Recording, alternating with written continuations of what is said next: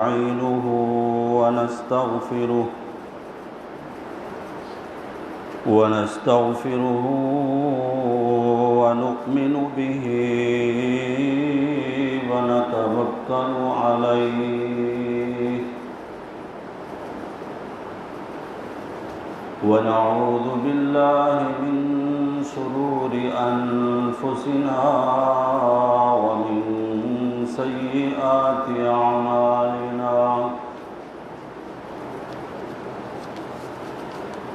من يهده الله فلا مضل له ومن يضلله فلا هادي له شهادة أن لا إله إلا الله وحده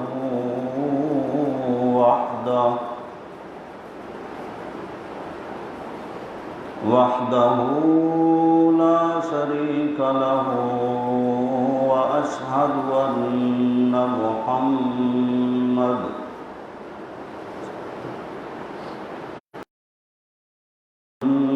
محمدا عبده ورسوله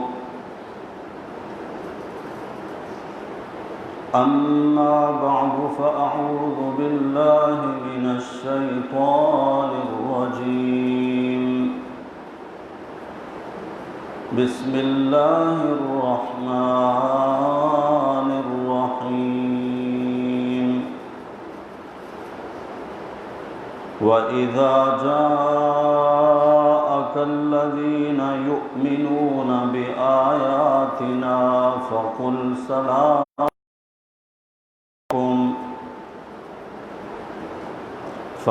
سلام عليكم كتب ربكم على نفسه الرحمة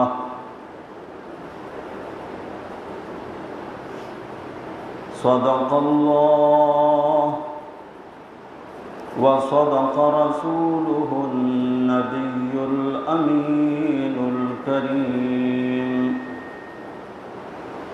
ونحن على ذلك لمن الشاهدين والشاكرين والحمد لله رب العالمين اللهم صل على محمد وعلى آل محمد كما صليت على إبراهيم وعلى آل إبراهيم إنك حميد مجيد اللهم بارك على محمد وعلى آل محمد كما باركت على إبراهيم وعلى آل إبراهيم إنك حميد مجيد بزرگان محترم، برادران عزیز،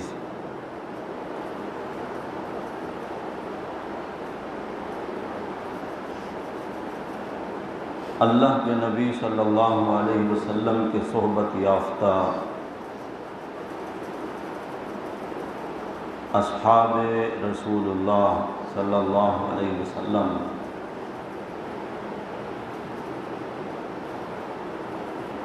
وہ عظیم لوگ ہیں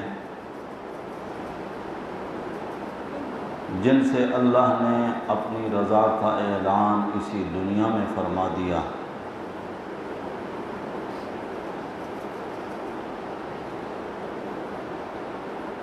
جن پر اللہ کی طرف سے سلام آیا کرتے تھے، جن کی سفارش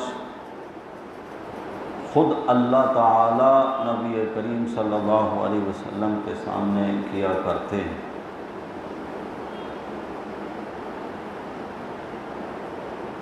صحابہ سے اللہ کی رضا صحابہ پر اللہ کے سلام، صحابہ کے لیے اللہ کی شفاعت اور سفارش، یہ ساری باتیں اللہ کے قرآن میں موجود ہیں۔ ان باتوں پر اللہ کا قرآن گواہ ہے اور شاہد ہے۔ اس سے بڑھ کر صحابہ کرام کی فضیلت اور کیا ہو سکتی ہے کہ اللہ کے قرآن کی آیات آج تک ان کی عظمت کو بیان کر رہی ہیں اور قیامت تک بیان ہوتی رہیں گی۔ ان پر طعن و تشنیع کرنے والے، ان پر تنقیص کرنے والے، تنقید کرنے والے، ساری کائنات کے لوگ بھی خدا نخواستہ اگر مل کر ان کی تنقید شروع کر دیں تب بھی صحابہ کرام کی عظمت کی وہ آیات جو اللہ کے قرآن میں موجود ہیں وہ ان کے لیے کافی ہیں۔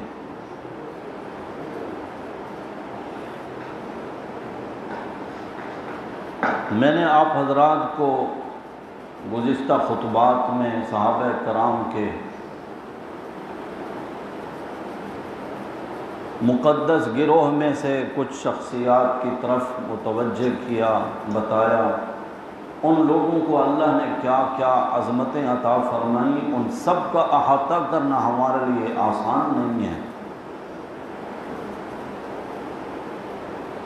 اول نمبر پہ آنے والے سیدنا ابو بکر صدیق رضی اللہ تعالی عنہ ہوں، بعد میں آنے والے سیدنا ابو سفیان رضی اللہ تعالی عنہ ہوں یا ان کے بیٹے سیدنا امیر معاویہ رضی اللہ تعالی عنہ ہوں، یا سب سے آخر میں آنے والی جو صحابی ہیں،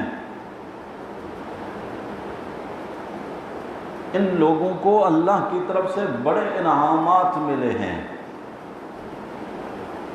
ایک ہی آیت میں اللہ نے ان کے گروہوں کا تذکرہ کیا کہ والسابقون الاولون، سب سے پہلے سبقت کرنے والے، اول آنے والے، جنہوں نے ابتدا میں اسلام قبول کیا،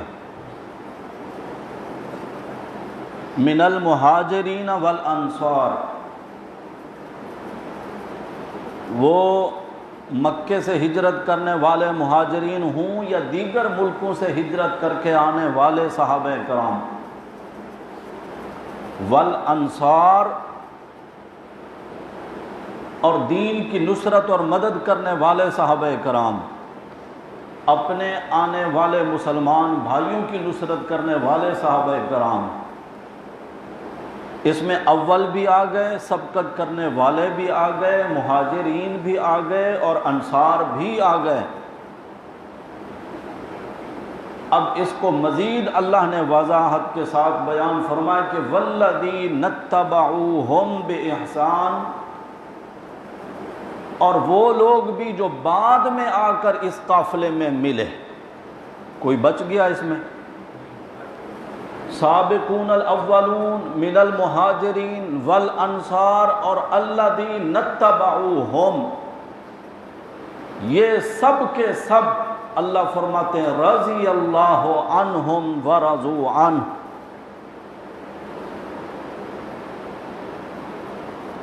میں اللہ ان سے راضی، وہ مجھ سے راضی۔ ان کا ایمان، ان کا تقوی، ان کے اعمال، یہ راضی ہونا کیا ہوتا ہے؟ خوش ہونا۔ میں ان کے ایمان لانے سے خوش ہوں، ان کے تقوی سے میں خوش ہوں، ان کی امانت، دیانت، صداقت، عدالت، سخاوت، شرافت، سیاست، شہادت، ان سب سے میں خوش ہوں، وہ بھی میری نعمتوں پر خوش ہیں۔ رضی اللہ عنہم ورضوا عنہ، پہلا انعام اللہ کی رضا والا ان کو ملا۔ اللہ فرماتے ہیں اعد لہم جنات تجری تحتها الانہار، میں قرآن کی ان آیات میں ان سے وعدہ کر رہا ہوں کہ جنت کی نہریں، جنت کے باغات میں نے تو تیاری تمہارے لیے کیے ہیں۔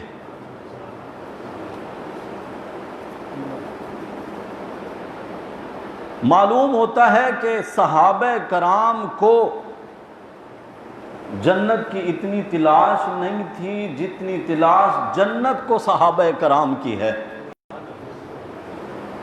یہ محض میرا جملہ نہیں ہے، میں اس کی تائید میں حدیث پیش کرتا ہوں۔ پیارے نبی صلی اللہ علیہ وسلم فرماتے ہیں، جنت کے تذکرے فرماتے ہیں صحابہ کے سامنے کہ جنت کے 8 دروازے، باب الصلاح بھی ہے، باب الجہاد بھی ہے، اور باب الریان بھی ہے۔ جائیں گے تو نیک اعمال کرنے والے، لیکن جس کو خاص نماز کے ساتھ محبت ہوگی تو اس کو اللہ فرمائیں گے تو باب الصلاۃ سے جنت میں آ جا، جنت میں اس دروازے سے آ جو نماز والا دروازہ ہے۔ پتہ چلے کہ اس بندے کو ظاہر ہے کہ باقی دروازوں سے داخل ہونے والے نمازی نہیں ہوں گے، وہ بھی نمازی ہیں، لیکن جس کو خاص شوق اور محبت ہے فرمایا جائے گا تو باب الصلاۃ سے آ جا۔ جس کو جہاد کے ساتھ محبت ہے اور جان لٹا کر شہید ہوا ہے، رب کے راستے میں جسم کو ٹکڑے کرائے، اللہ فرمائیں گے تو باب الجہاد سے آ جا۔ روزے دار کو اللہ باب الریان سے داخل فرمائیں گے۔ تذکرے کرتے کرتے نبی کریم صلی اللہ علیہ وسلم نے جب اپنی بات مکمل فرمائی تو میرے نبی کے صحبت یافتہ اول نمبر پر ایمان لانے والے کون ہیں؟ سیدنا ابو بکر صدیق رضی اللہ تعالی عنہ۔ وہ عرض کرتے ہیں یا رسول اللہ صلی اللہ علیہ وسلم، میں کس دروازے سے داخل ہوں گا؟ میرے بارے میں کچھ فرمائیے۔ فرمایا ابو بکر میری امت کا صرف ایک ہی فرد ہے جس کو جنت کے ہر دروازے سے آواز دے کر حور و غلمان کہیں گے کہ آپ یہاں سے آ جائیں۔ میں نے عرض کیا نا، صحابہ کو جنت کی اتنی تلاش نہیں تھی جتنی تلاش جنت کو صحابہ کی ہے۔ یا رسول اللہ، کون ہے وہ خوش قسمت جس کو جنت کے ہر دروازے سے بلایا جائے گا؟ فرمایا ابو بکر، وہ میری امت میں سے صرف تو ہی ہے جس کو جنت کے ہر دروازے سے بلایا جائے گا کہ ابو بکر آپ یہاں سے آ جائیں، آپ ادھر سے تشریف لائیے۔ داخل تو ایک ہی دروازے سے ہوں گے نا، سب دروازوں سے تو بیک وقت کوئی بھی داخل نہیں ہو سکتا۔ اعزاز دیکھیں ابو بکر صدیق رضی اللہ تعالی عنہ کا۔ نبی کریم صلی اللہ علیہ وسلم کی خدمت میں آنے والے یہ لوگ بڑے خوش قسمت لوگ ہیں، بڑے خوش نصیب لوگ ہیں جن کو اللہ نے میرے نبی کا صحابی بنایا۔ بڑا اعزاز ملا میرے نبی کے صحابہ کو۔ کیا خیال ہے جب یہ صحابہ آتے ہوں گے اور آ کر میرے نبی کو سلام کرتے ہوں گے اور میرے نبی ان پر سلام بھیجتے ہوں گے، لیکن اللہ نے قرآن میں میرے نبی کو ایک ہدایت دی، تنبیہ فرمائی، حکم دیا، اذا جاءک الذین یؤمنون بآیاتنا، آتے رہتے ہیں آپ کے صحابی آپ کی مجلس میں، آپ کی صحبت میں آنے والے جو لوگ ہیں، میرے نبی مجھے اتنا پسند ہیں اور پیارے لگتے ہیں وہ لوگ، یؤمنون بآیاتنا، جو ہماری آیات بینات پر ایمان لائے ہیں۔ میرے نبی کے دور میں کون ایمان لائے تھے؟ صحابہ۔ یؤمنون بآیاتنا، آپ کی ذات پر ایمان لانے والے، میری آیات پر ایمان لانے والے جب آپ کی مجلس میں آئیں، آ کر وہ ہمیشہ آپ کو سلام کرتے ہیں، کیونکہ حکم یہی ہے باہر سے آنے والا اندر والوں کو سلام کرے گا، بیٹھے ہوں کو سلام کرے گا، ادب تو یہی ہے۔ لیکن صحابہ کے بارے میں اللہ آپ کو حکم دیتا ہوں، اذا جاءک الذین یؤمنون بآیاتنا، جب یہ آپ کی خدمت میں آئیں، جب یہ آپ کی مجلس میں آئیں، میں آپ کو حکم دیتا ہوں، چاہے وہ بلال ہوں یا صہیب ہوں یا سہیل ہوں یا مصعب بن عمیر ہوں، عبد الرحمن ابن عوف ہوں، آپ کا کوئی بھی شاگرد اور صحابی ہو، میرے پیغمبر میری طرف سے آئندہ کے لیے آپ کو یہ ہدایت ہے، ابھی وہ سلام کرنے کے لیے منہ کھولنے کا ارادہ کریں، آپ میری طرف سے ان کو پہلے سلام کہہ دیا کریں، قل سلام علیکم، قل سلام علیکم، ان کے سلام کرنے سے پہلے میں اللہ کے سلام ان کو پہنچا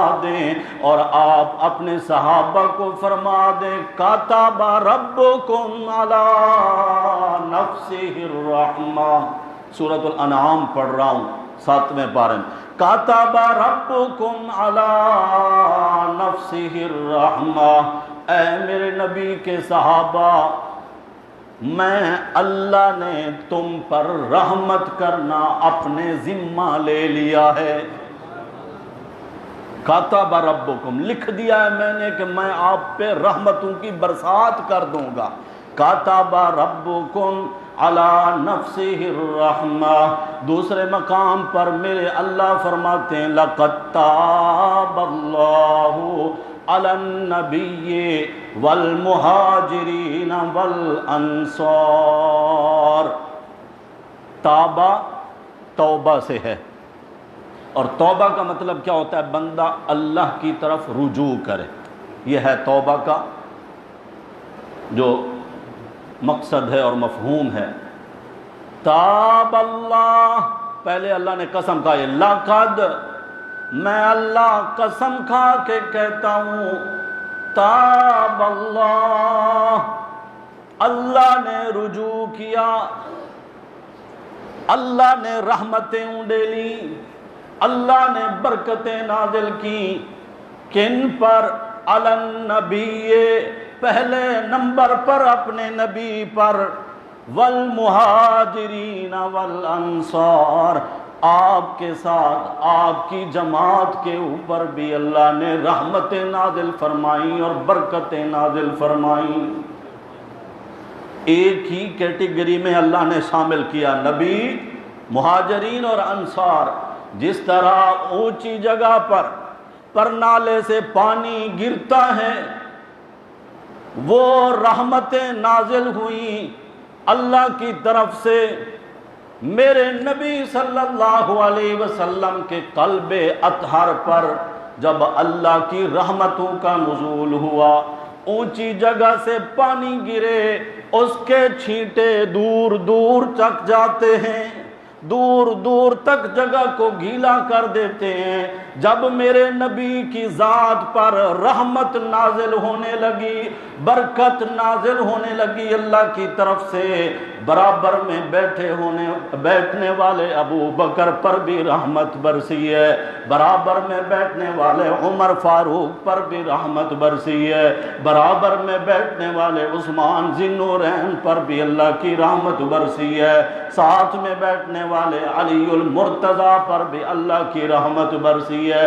تاب اللہ علی النبی والمہاجرین والانصار الذین اتبعوہ، یہ اب سورہ توبہ سے پڑھ رہا ہوں 11ویں پارے میں، الذین اتبعوہ، یہ وہ لوگ ہیں مہاجرین و انصار جن پر اللہ نے رحمتیں اور برکتیں نازل فرمائیں. فرمایا انہوں نے میرے نبی کی اس وقت اتباع کی الذین اتبعوہ، اس وقت میرے نبی پر ایمان لائے، فی ساعت العسرہ، تنگی کے وقت میں، مشکل دور میں، پریشان کن حالات میں، کہ ایک طرف بلال کو انگاروں پر لٹایا ہوا ہے، ادھر سے پھر بھی آ کر کلمہ پڑھ کر مسلمان ہوتا ہے، ادھر سے حضرت خبیب کو انگاروں پر لٹایا ہوا ہے، صحابی خوف نہیں کھاتا، مشکل نہیں اپنے اوپر طاری کرتا، پریشانی نہیں طاری کرتا، پریشان نہیں ہوتا، پھر بھی آ کر ایمان قبول کرتے ہیں. اور اتنا پھر یہ سلسلہ وسیع ہوا کہ آسمان کے رب نے کہہ دیا وَرَأَيْتَ النَّاسَ يَدْخُلُونَ فِي دِينِ اللَّهِ أَفْوَاجًا، اب تو فوجوں کی فوجیں اسلام میں آنے لگی. الَّذِينَ اتَّبَعُوهُ فِي سَاعَةِ الْعُسْرَةِ، تنگی کے وقت میرے نبی پر ایمان لانے والے، میرے نبی پر مال لٹانے والے کون تھے؟ ابتدائی طور پر تو نام آتا ہے نا سب سے پہلے سیدنا ابو بکر صدیق رضی اللہ تعالیٰ عنہ کا. یہ میں نے 2 مقام سنائے قرآن کے، تیسرا مقام سنیے وہ بھی سورۃ الانعام کا، لا تطرد الذین یدعون ربهم بالغداۃ والعشی یریدون وجہہ. مکے کے چودھری کہنے لگے، سردار کہنے لگے، حضرت جی ہم آپ کی خدمت میں آنا تو چاہتے ہیں تاکہ آپ کی بات سنیں، لیکن ہم بڑے لوگ ہیں، آپ کی مجلس میں غریب غربا لوگ بیٹھے ہوتے ہیں، عبداللہ بن مسعود جیسے، سہیل جیسے، سہیب جیسے، بلال جیسے کمزور لوگ، غلام لوگ، ہم اپنی بے عزتی محسوس کرتے ہیں کہ ان غلاموں کے ساتھ ہم سردار بھی آ کر بیٹھیں. یہ خناس کئی لوگوں کے ذہن میں سمایا ہوتا ہے، وہ اپنے برابر کسی کو نہیں بیٹھنے دیتے.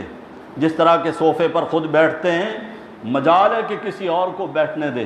اور کچھ نام نہاد دینی روپ اختیار کرنے والے بہروپیے پیروں کو بھی آپ نے دیکھا ہوگا، جس کیٹیگری میں وہ اپنے آپ کو رکھتے ہیں، سوال ہی پیدا نہیں ہوتا کہ کسی مرید کو بھی اس منصب پر بٹھائیں، اس گدی پر بٹھائیں. نہیں،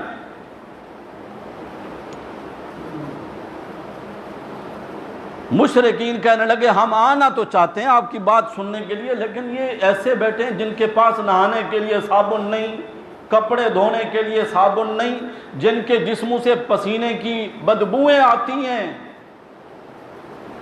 ہم ان کے ساتھ نہیں بیٹھ سکتے. آپ اگر ایسا کر سکتے ہیں تو ہمارے لیے کوئی الگ وقت رکھیں جس وقت یہ غلام لوگ اور غریب لوگ اس مجلس میں نہ ہوں.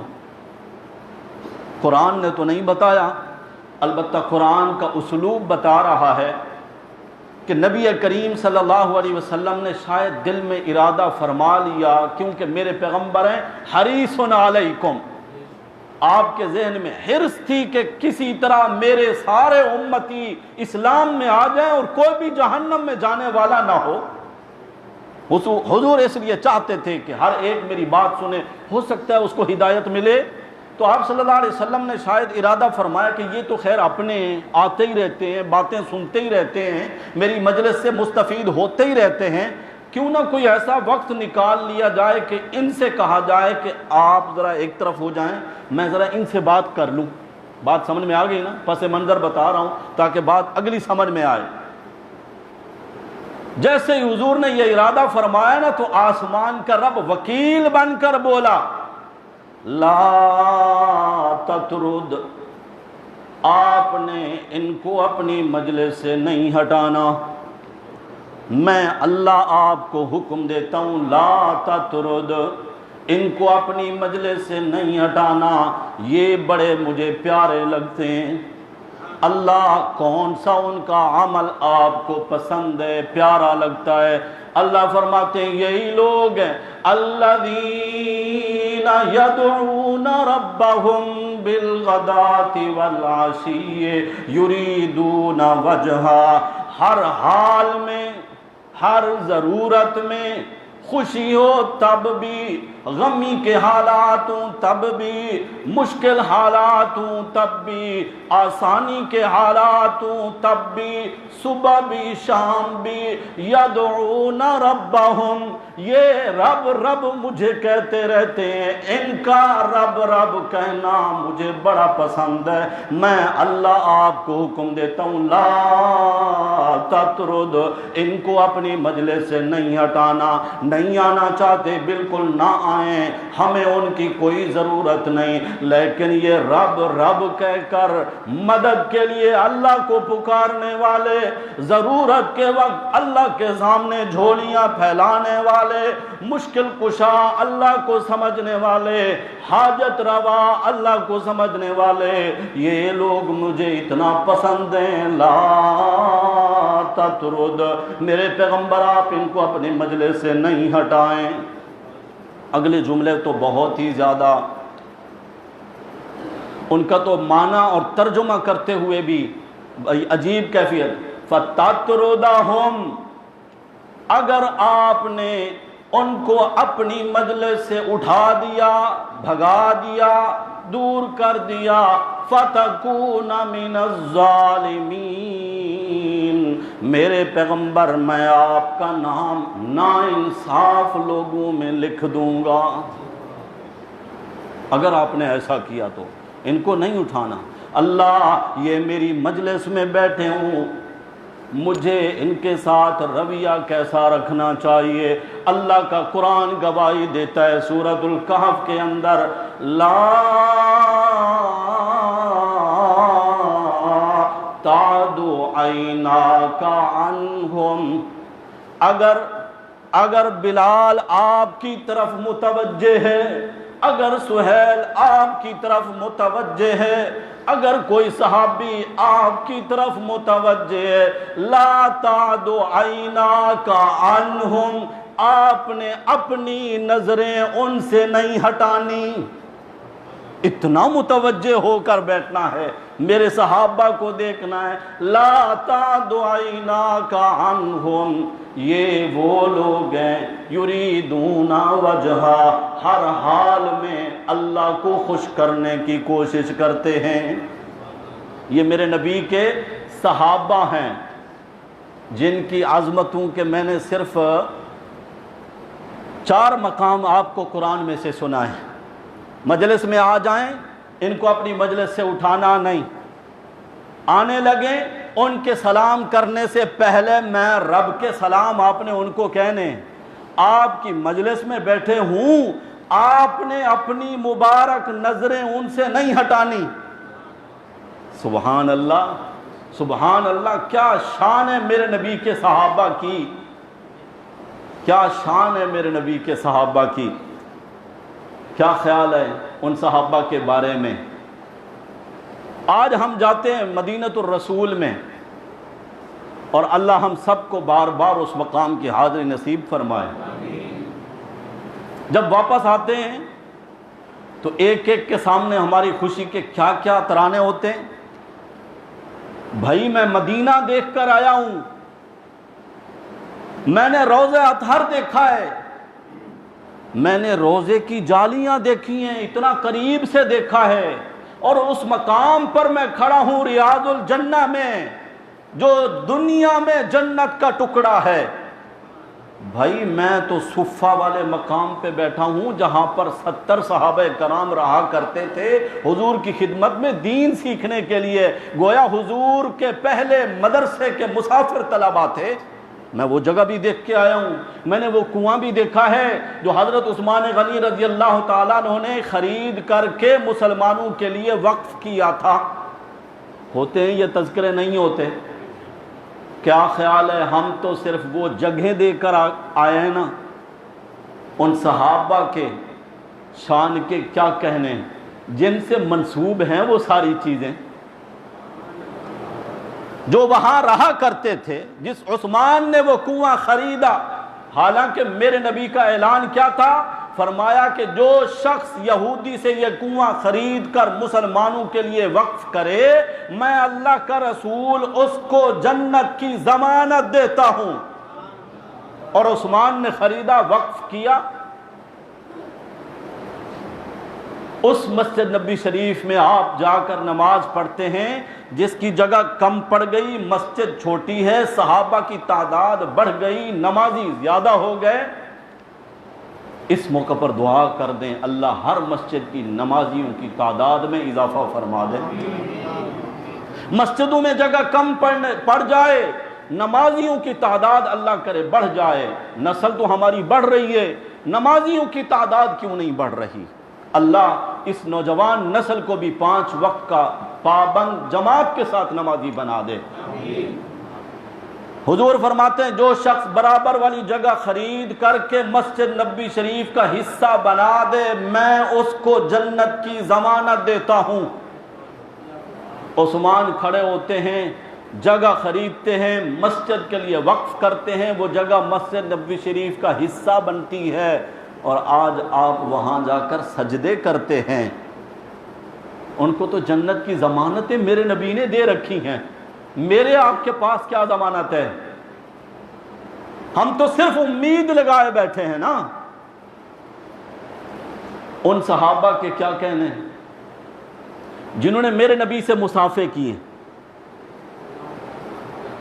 ہم نے تو دور سے بھی حضور کو نہیں دیکھا نا، وہ میرے نبی کو آ کر مصافحہ کرتے ہیں، ہاتھ ملاتے ہیں، اور کسی موقع پر تو میرے نبی پکڑ کے ان کو سینے سے لگاتے ہیں۔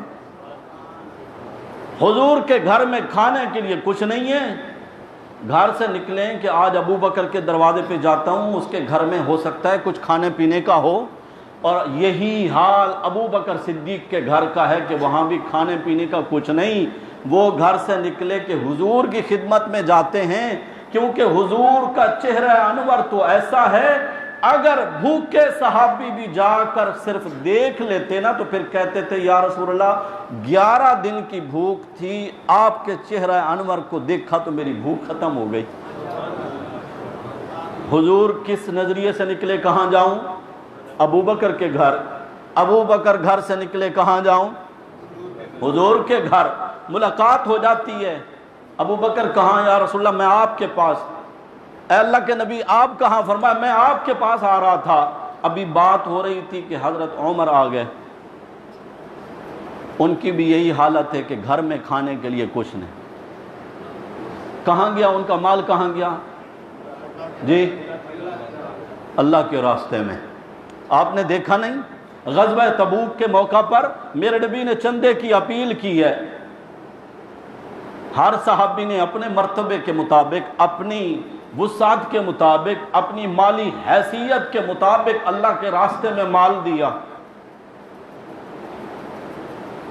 وہی موقع تھا نا جس موقع پر حضرت عثمان غنی رضی اللہ تعالی عنہ نے 900 اونٹ بمہ مجاہد کے مکمل سامان کے اللہ کے راستے میں دیے، اور 100 گھوڑے بھی، یعنی 1000 مجاہد کا سامان اکیلے عثمان غنی نے دیا رضی اللہ تعالی عنہ۔ ابو بکر صدیق بھی آئے تو گٹھڑی باندھ کے سر پہ رکھی ہوئی ہے، ٹاٹ کا لباس پہنا ہوا ہے، تفسیر کبیر ہے۔ امام راضی رحمت اللہ علیہ اس واقعے کو لکھتے ہیں اور فرماتے ہیں کہ ابو بکر نے ٹاٹ کے لباس میں جو بٹن بنا کے لگائے ہوئے تھے وہ کھجور کے نئے نکلنے والے جو پتے ہوتے ہیں وہ کانٹے کی شکل میں ہوتے ہیں، تو ان کے بٹن بنائے ہوئے ہیں۔ گٹھڑی لا کر میرے نبی کی خدمت میں ڈالی۔ حضرت عمر فرماتے ہیں اس وقت میرے پاس بڑا مال تھا، میں نے سوچا ہمیشہ ابو بکر آگے نکل جاتے ہیں، آج عمر کے پاس اتنا مال ہے، میں اللہ دیکھیں یہی مواقع ہوتے ہیں جن مواقع پر آگے بڑھنا چاہیے۔ اللہ کے راستے میں مال خرچ کرنا یا دین کا علم حاصل کرنا کہ فلاں کے پاس اتنا علم ہے میں اس سے بھی زیادہ حاصل کروں، فلاں ایک پارہ حافظ حفظ کیا ہوا ہے اس نے، میں پورا قرآن حفظ کر کے دکھاتا ہوں، اس کو 10 صورتیں یاد ہیں زبانی، میں 20 صورتیں۔ یہ ہوتا ہے کہ اس میں آپ رشک کریں، آگے بڑھنے کی کوشش کریں۔ یوں نہیں ہے کہ اس کی کوٹھی ہے، بنگلہ ہے تو میرے 3 ہونے چاہیے، اس کے پاس 1 نوکر ہے تو میرے 10 ہونے چاہیے، یہ نہیں۔ اللہ کو پسندیدہ کام وہ ہیں، اور صحابہ کی کوشش بھی یہی ہوتی۔ حضرت عمر فرماتے ہیں میں نے پورا مال جتنا بھی تھا حضرت ابوبکر صدیق کے مقابلے میں تو سینکڑوں گنا زیادہ تھا، آدھا کیا، آدھا گھر میں چھوڑا، آدھا میرے نبی کی خدمت میں لائے۔ حضور نے پوچھا عمر گھر میں کیا چھوڑا؟ یا رسول اللہ آدھا مال لے کر آیا ہوں، آدھا گھر میں چھوڑا ہے۔ ابوبکر آپ کتنا لائے ہیں؟ یہ نہیں پوچھا آپ کتنا لائے ہیں، یہ نہیں پوچھا، فرمایا گھر میں کیا چھوڑا؟ میرے نبی کے سوال کرنے پر قربان۔ ابوبکر گھر میں کیا چھوڑا؟ ابوبکر صدیق عرض کرتے ہیں یا رسول اللہ گھر میں اللہ اور اس کے رسول کا تذکرہ چھوڑ کر آیا ہوں، باقی جو کچھ تھا وہ سارا آپ کی خدمت میں لا کر رکھ دیا۔ ابھی ابوبکر صدیق بیٹھے ہیں، امام راضی فرماتے ہیں جبریل آ گئے۔ جبریل کو جب حضور نے دیکھا، حضور حیران ہے، جبریل نے وہی ٹاٹ کا لباس پہنا ہوا ہے، کانٹے کے بٹن لگائے ہیں۔ حضور فرماتے ہیں جبریل یہ کیسا حلیہ، تو نوریوں کا لباس، تو نوریوں کا سردار، اور جس کو اللہ نے 600 پر عطا فرمائے اور جن کی وسعت ایسی کہ دایاں پر پھیلائیں تو زمین کا یہ حصہ، بائیں طرف پھیلائیں تو زمین کا وہ حصہ، اتنا بڑا عظیم الشان فرشتہ، یہ کیا ٹاٹ کا لباس؟ جبریل عرض کرتے ہیں یا رسول اللہ پہلے نمبر پر تو اللہ کی طرف سے ابو بکر کو سلام دے دیں۔ کس کے سلام آ رہے ہیں؟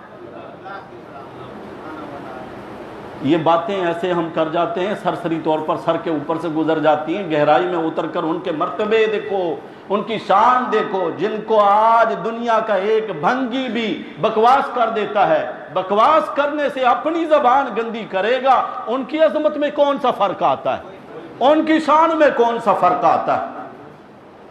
وہ اس اونچائی پر فائز ہیں۔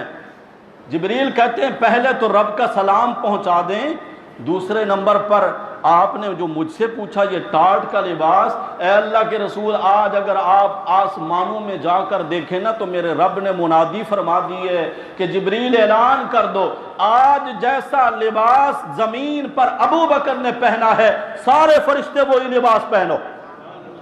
آج تو آسمان کے فرشتوں نے وہی ٹاٹ کا لباس پہنا ہے اور کانٹے کے بٹن بنائے ہیں، اور اللہ کہتے ہیں بندہ یار کے لیے بہت کچھ خرچ کرتا ہے، دوست کے لیے خرچ کرتا ہے، لیکن بعد میں پھر کہتا ہے یار میں نے فلاں موقع پر تجھے یہ دیا، یہ دیا، یہ دیا۔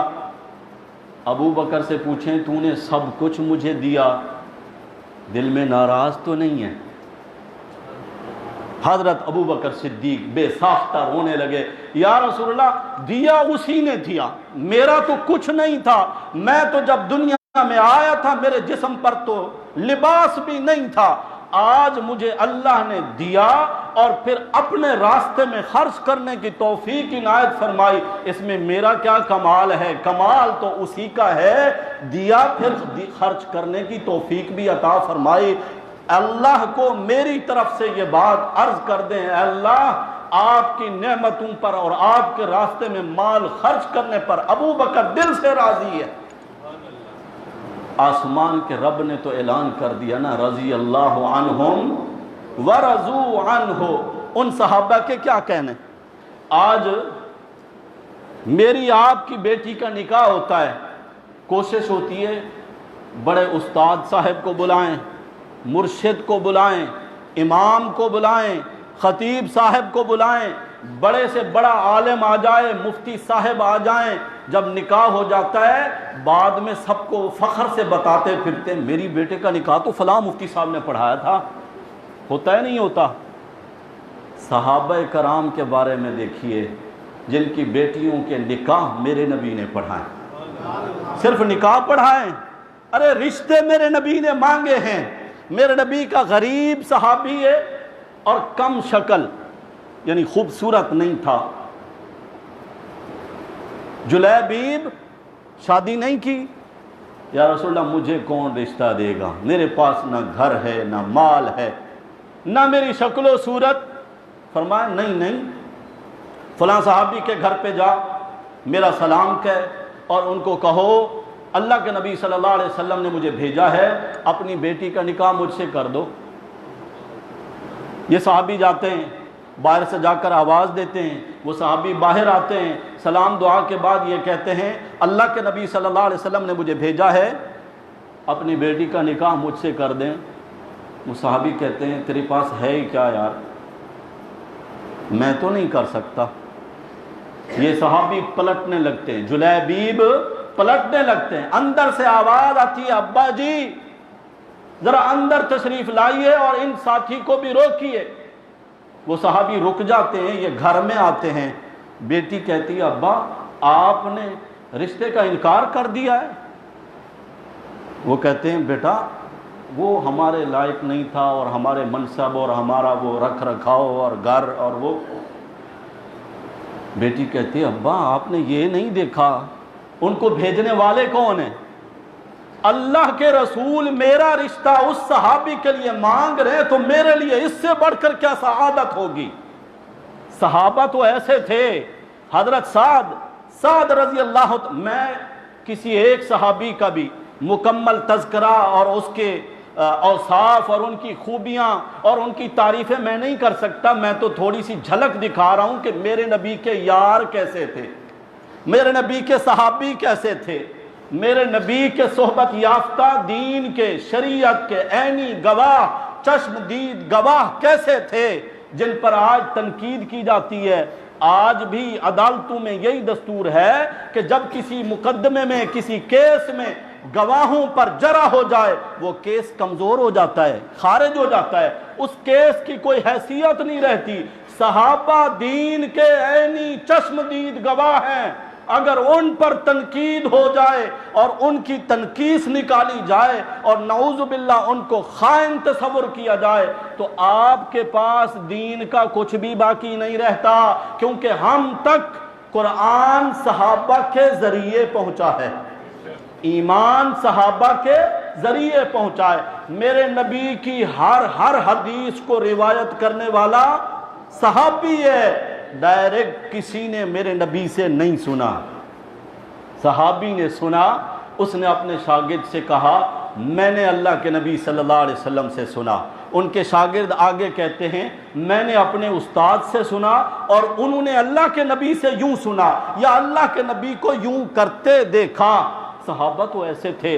سعد کا جنازہ ہے، میرے نبی تشریف لائے ہیں، جنازے کے بعد حضور اکرم صلی اللہ علیہ وسلم پنجوں کے بل چڑھ رہے ہیں، پاؤں کی ایڑیاں اٹھا کر اگلے پنجے پر حضور چل رہے ہیں۔ صحابہ نے یا رسول اللہ یہ چلنے کا کیسا انداز ہے، آج تک ایسا چلتے نہیں دیکھا۔ فرمایا تمہیں پتہ نہیں ہے آج سعد کے جنازے میں 70,000 فرشتے آئے ہوئے ہیں، مجھے پاؤں رکھنے کی جگہ نہیں مل رہی۔ اللہ کی کروڑوں سلام ہوں میرے نبی کے صحابہ پر، اور اللہ کی کروڑوں لعنتیں ہوں جو صحابہ کرام کی تنقید کرتے ہیں۔ اللہ ہم سب کو ان کی صحیح معنوں میں اتباع کرنے کی توفیق نصیب فرمائے۔ صحابہ ہوں، میرے نبی کی آل ہو، میرے نبی کے اصحاب ہوں، میرے نبی کے ازواج ہوں، جن کو آپ اہل بیت اطہار کہتے ہیں، یہ سب ہمارے سروں کا تاج ہیں۔ ہمارا ایمان انہی کے ذریعے، انہی کے مرہون منت اور انہی کا احسان ہے، ہماری طرف سے اللہ ان کو جزائے خیر عطا فرمائے اور اللہ ہم سب کو ان کی اتباع کرنے کی توفیق نصیب فرمائے۔ آخر دعوانا ان الحمدللہ رب العالمین۔